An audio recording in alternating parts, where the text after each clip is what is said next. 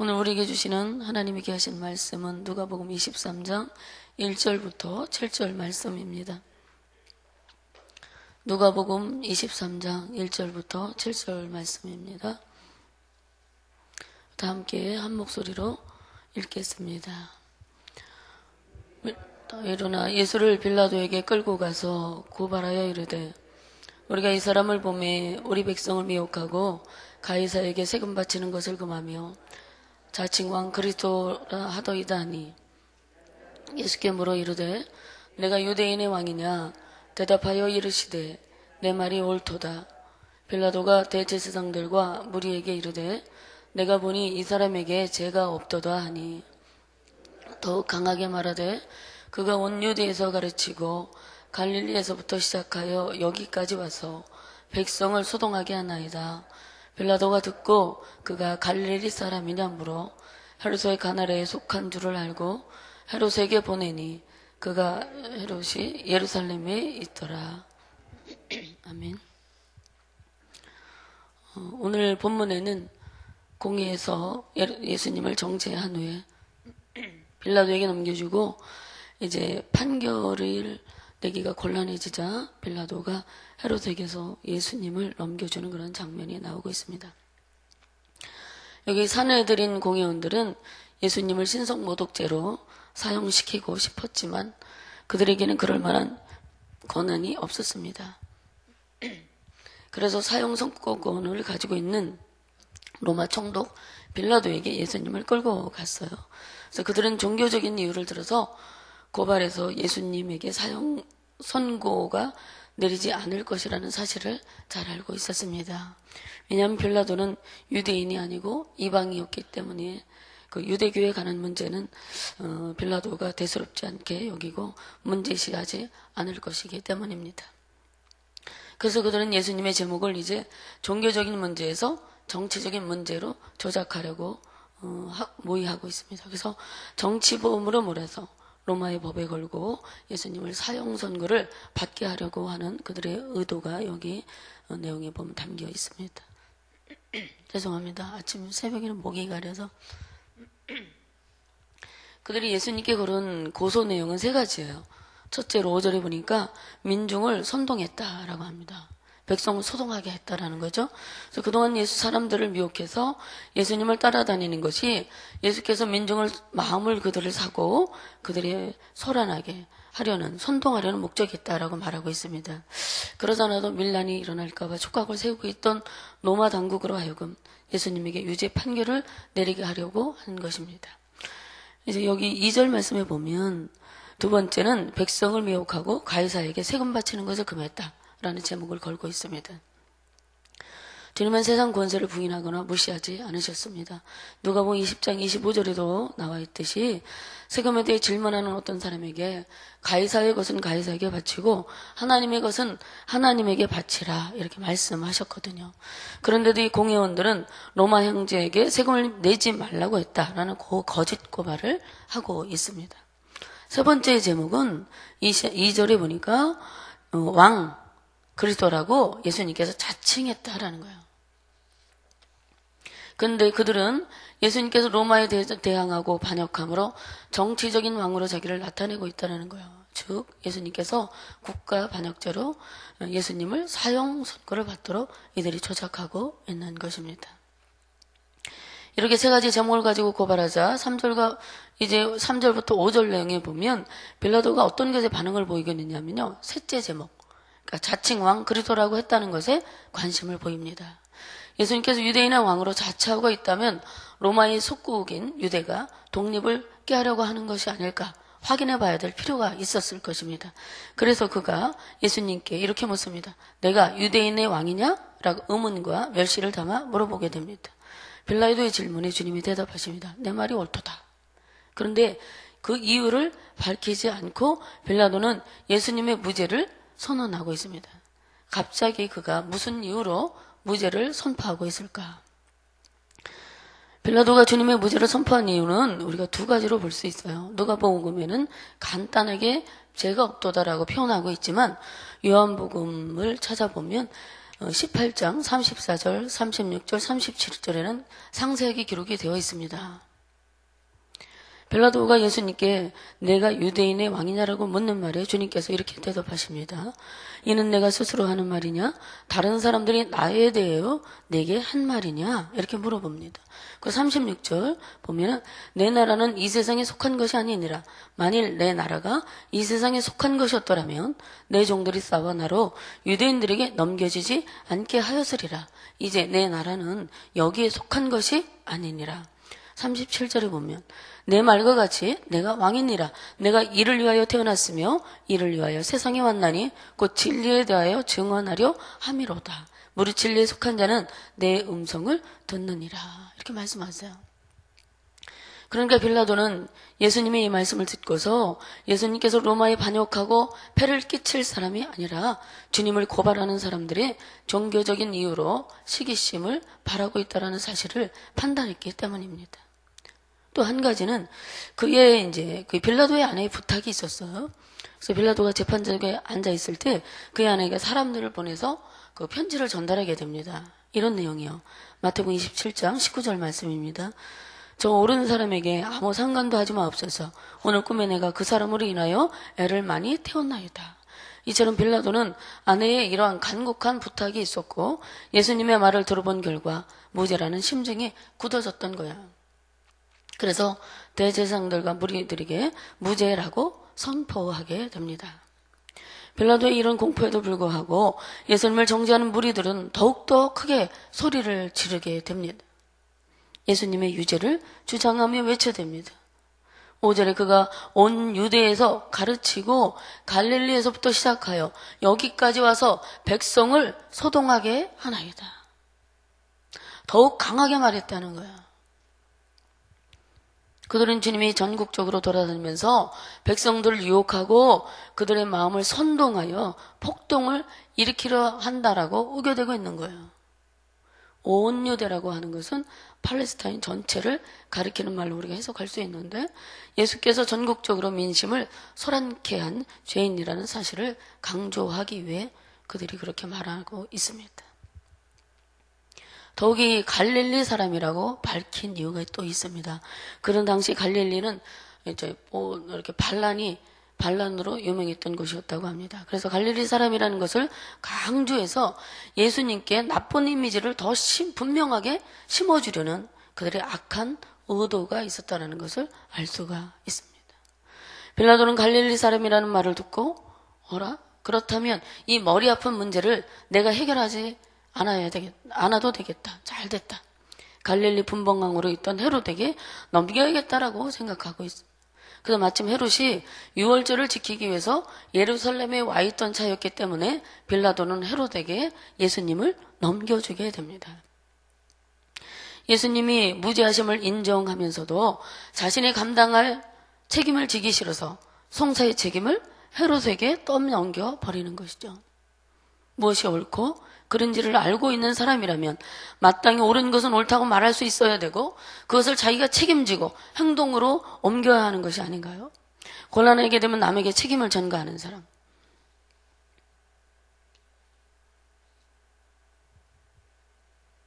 자기 속에서 이건 옳은 것이 아니구나, 잘못한 것이 아니라 오해요, 음모라는 사실을 알면서도 양심의 소리를 무시하는 사람은 더욱 심한 죄책에 시달리게 될지도 모릅니다. 빌라도의 무죄 선언에도 불구하고 예수님께 죄가 없음을 알면서도 억지 주장을 하며 거짓으로 증언을 일삼는 무리들을 보면서 그때나 지금이나 사람보다 악한 것은 없구나 라는 사실을 새삼 절감하게 되는 것 같습니다. 어둠의 일면을 보았지만 세상은 그래도 살만합니다. 주님께서 죄악으로 관영했던 이스라엘에 믿음을 지키려는 남은 자들을 두셨던 것처럼 오늘날 복음을 위해 생명을 다하고자 하는 주님의 일꾼들이 세상에는 많이 있습니다. 한 사람을 두고 예배하는 자리일지라도 그들과 내가 함께 웃고 함께 울겠다라는 주의 종들이 한국 땅 곳곳에 여전히 존재하고 있습니다. 그들은 먹는 것, 입는 것, 생활의 불편함을 고생이라 여기지 않습니다. 주님이 주신 사명의 불타, 그런 것들이 눈에 보이지 않는 거예요. 오직 예수 피로 구원받을 생명들만 눈에 보이기 때문에 주님이 부르시는 곳이면 어디든 달려갈 준비를 하고 사역을 감당하고 있는 것을 우리는 기억하여야 합니다. 죄송합니다. 저희 가족 얘기를 하면 저희 조카들 중에 사역자가 여러 명 있습니다. 그 중에 조카 사이가 우리 성결교단 목사입니다. 큰 교회 부목으로 있다가 7년 동안 있다가 그 목사님이 붙들고 계속 같이 사역하자라고 하는데도 불구하고 노인분들만 20명 정도 계신 그런 작은 시골 교회로 부름을 받았습니다. 가족들은 그 소식을 듣고 걱정했어요. 줄이고 목마르면 목회하기 어렵지 않을까. 인가가 없고 논밭에 교회 하나만 딸랑 하나 세워져 있거든요. 그래서 위험하고 힘들지 않을까. 부응이 안 될 건데 어떡하나. 고생 꽤나 하겠구나. 한마디씩 다 했어요. 좀 더 기다렸다가 더 좋은 데 가면 어떻겠냐. 그래도 가야 된대요. 그래서 그 시골 교회 가서 그들과 함께 웃고 함께 오는 사역을 하겠다고 2년 전에 담임 목사로 취임을 해서 갔습니다. 한 번은 서울에 다니러 온 사모가 이런 얘기를 해요. 지가 자기네 집, 우리 집이 자기네 집인 줄 안다고. 지가 자기네 집 드나들듯이 들락거리고 온통 벌레들로 집안이 난리래요. 하루는 아이가 벗어놓은 옷을 이렇게 딱 집어드는 순간 기절할 듯이 놀랬다고 합니다. 뱀이 집안으로 들어와가지고 아이가 벗어놓은 옷 속에서 또아리를 틀고 앉아가지고 옷을 딱 집는데 얼마나 놀랐는지 모른다고. 고마 너무 놀랐어요 이러는 거예요. 그래도 웃어요. 그래서 주님께서 파송하신 자리라는 믿음이 있기 때문이죠. 참 어리지만 기특하고 또 마음 한구석에는 안쓰럽고 짠했어요. 주님의 사명을 받아 그 자리 가서 고생을 고생이라 여기지 않고 있는 그 아이의 모습을 보면서 참 감사했습니다. 고생도 모르고 정말 귀하게 자랐던 그 아이가 그것을 고생이라고 여기지 않고 너무 좋대요. 시골이 좋고 어르신들을 만나는 게 좋대요. 그래서 야 천생 너는 니네는 시골 목회해야 되겠다. 제가 그런 얘기를 했는데 양심을 지키고 이러한 하나님이 주시는 마음으로 그런 곳에 사역하는 게 참 귀합니다. 주님이 시키는 일이니까 생명을 걸고 감당하려고 하는 생각과 불평하지 않는 마음이 참 이쁩니다. 이 시대는 고생을 싫어합니다. 남이 고생하는 것은 사명이라 여기고 자기가 고생하려는 생각은 없는 세대를 우리가 보게 됩니다. 우리 이러한 주님의 종도를 위해서 그리고 한국교회의 줄기를 이어가는 작은 교회들을 위해서 눈물의 기도를 심어줘야 될 줄로 믿습니다. 양심을 지키고 믿음을 지키려는 사람들을 위해서 우리는 기도해 줘야 됩니다. 세상에는 이렇게 자기의 양심을 지키려는 사람들과 거짓과 아첨에 물든 시대의 양면을 우리에게 보여주고 있습니다. 오늘날 예화를 하나 드립니다. 저녁에 왕과 신하들이 뜰을 걷고 있었어요. 하늘엔 달도 별도 보이지 않는 어두운 밤이었습니다. 왕은 한 신하에게 물었습니다. 여보게 저쪽에 떠있는 별이 보이는가? 폐하 잘 보입니다. 유난히 반짝이는데요. 다른 신하에게 물었습니다. 저쪽에 하늘에 떠있는 별이 자네도 보이는가? 너무나 잘 보입니다. 영롱하게 빛나는 것이 나라에 경사가 있을 듯 하옵니다. 왕은 또 다른 신하에게 물었습니다. 폐하 찬란하게 그지 없습니다. 왕은 다시 뒤쳐서 따라오는 신하에게 물었습니다. 자네 눈에도 저 별이 영롱하고 찬란하게 보이는가? 폐하 죄송합니다. 제 눈에는 별이 보이지 않습니다. 왕은 별이 안 보인다는 신하를 그때부터 전적으로 신음하고 그의 조언을 귀 기울여 들었다고 합니다. 별이 보이지 않는데도 왕이 저쪽에 떠있는 별이 보이느냐? 그러니까 다른 신하들은 잘 보입니다. 한술 더 떠서 유난히 반짝이고 찬란합니다. 나라에 경사가 있을 듯합니다. 이렇게 얘기하는 거예요. 그러나 정직한 신하는 별이 보이지 않는다고 왕에게 솔직하게 고백을 합니다. 지금 우리 시대도 온통 거짓과 아첨과 기만으로 뒤범벅이라고 생각하지 않으시나요? 정치도 경제도 사회도 거짓과 허위로 치장하고 있습니다. 별이 안 보인다고 말하는 양심 세력의 출현이 간절하게 요청되는 시대입니다.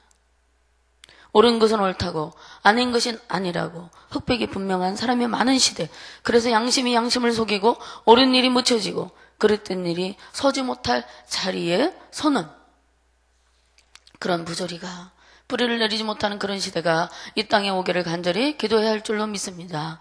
빌라도는 자신의 내면이 소리치는 양심의 소리를 무시하고 있습니다. 민중의 소리와 자신의 유익을 따라 소신껏 행하지 못하고 책임을 남에게 전가하는 무책임한 일을 선택하고 말았던 것입니다. 사랑하는 성도님, 우리 예수님께 죄가 없음을 알면서도 놓아주지 않고 헤롯에게 책임을 전가하며 양심의 소리를 무시한 빌라도의 모습을 보았습니다. 오늘 하루를 사는 동안에도 우리 안에서 양심의 소리가 나를 깨울 것입니다. 그것은 옳지 않아, 그것은 옳은 일이야, 손해가 날지라도 감수하면서 흑백을 분명해야 되지 않겠니? 성령께서 우리 마음 가운데 이러한 생각을 심어줄 때, 말씀하실 때가 있을 것입니다. 여러분, 어떤 것을 선택하시겠어요? 별이 보이지 않는데도 별이 보인다고 아첨하는 사람이 되시겠습니까? 별이 보이지 않는데 별이 보이냐고 묻는 왕의 물음에 솔직하게 안 보인다고 말할 수 있는 용기의 사람이 되어야 되지 않겠습니까? 기도하겠습니다. 하나님 아버지, 그렇습니다. 세상은 양심의 소리보다는 상황의 소리에 귀를 기울이라고 합니다. 내가 유익한 쪽으로 기울이고 편들어주며 살라고 소리칩니다. 그러나 말씀은 그렇게 살지 말라고 하시니 오늘 우리의 마음에 주신 소리, 양심의 귀를 기울이며 말씀을 기준으로 살아가는 저희가 되게 하여 주옵소서. 정직한 사람 되고자 애쓰고 손을 따라 살아가는 용기 있는 사람이 되게 하여 주옵소서. 이 새벽에 우리의 기도를 들어주시는 좋으신 하나님, 혹여 고난받고 억울한 상황에 있는 성도가 있다면 환경과 여건을 잘 감당하게 도와주시고 우리의 가는 길을 하시고 좋은 길을 열어주시는 신실하신 주님을 만나는 새벽이 되게 하여 주옵소서. 오늘 하루 복된 삶을 살기를 간절히 원하오며 예수님의 이름으로 기도 올리옵나이다. 아멘. 오늘 공동기도문은 말씀 삼운동 온세계 선교입니다. 성경의 중심 가르침 말씀 삼운동 온세계 선교의 비전은 주님의 말씀삼 공동체 성락 성결교에 주신 명령임을 믿습니다. 이 소명을 사명으로 받아 순명하여 이루도록 우리를 이끌어 주옵소서.